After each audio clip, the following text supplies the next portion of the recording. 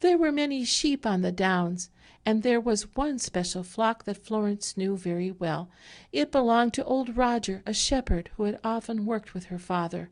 Roger and his good dog Cap were both friends of Florence's, and she was used to seeing them on the downs, the sheep in a more or less orderly, compact flock, Cap guarding them and driving back any stragglers who went nibbling off toward the cliff edge.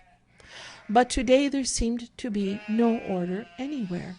The sheep were scattered in twos and threes, straying hither and thither, and old Roger alone was trying to collect them, and apparently having a hard time of it. The vicar saw his trouble and rode up to him. "What is the matter, Roger?" he asked kindly. "Where is your dog?"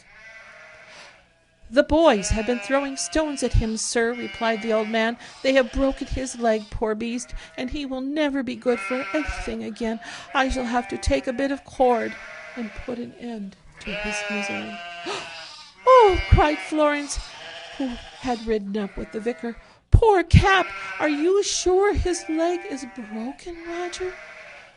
"Yes, miss, it is broken sure enough. He hasn't set foot to the ground since, and no one can't go anigh him but me. Best put him out of his pain, I says." "No, no," cried Florence, "not till we have tried to help him. Where is he?" "He's in the cottage, missy, but you can do nothing for him, you'll find. Poor Cap's days is over. Ah, he were a good dog. Do everything but speak, he could, and went as near to that as a dumb beast could. I'll never get another like him." While the old man lamented, Florence was looking eagerly in the face of the clergyman. He met her look with a smile and a nod. "We will go and see," he said, and off they rode, leaving Roger shaking his head and calling to the sheep. They soon reached the cottage. The door was fastened, and when they tried to open it, a furious barking was heard within.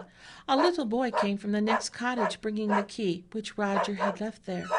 They entered, and there lay Cap on the brick floor, helpless and weak, but still barking as hard as he could at what he supposed to be intruders. When he saw Florence and the little boy, he stopped barking and wagged his tail feebly. Then he crawled from under the table where he lay, dragged himself to Florence's feet, and looked up pitifully in her face. She knelt down by him and soothed and petted and talked to him, while the good clergyman examined the injured leg. It was dreadfully swollen, and every touch was painful, but Cap knew well enough that the hands that hurt were trying to help him, and though he moaned and winced, he licked the hands and made no effort to draw the leg away. "Is it broken?" asked Florence anxiously. "No," said the vicar, "no bones are broken. There's no reason why Cap should not recover. All he needs is care and nursing." Florence quietly laid down her riding whip and tucked up her sleeves. "What shall I do first?" she asked. "Well," said the vicar, "I think a hot compress is the thing." Florence looked puzzled.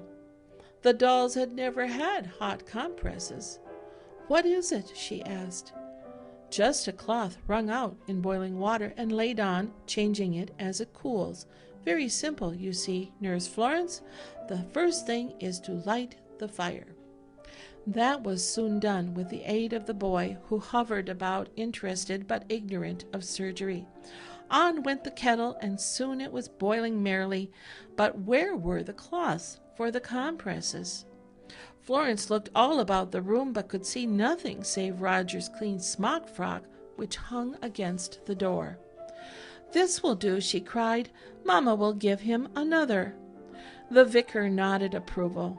Quickly she tore the frock into strips of suitable width and length, bade the boy fill a basin from the kettle, and then, kneeling down beside the wounded dog, Florence Nightingale for the first time gave first aid to the wounded.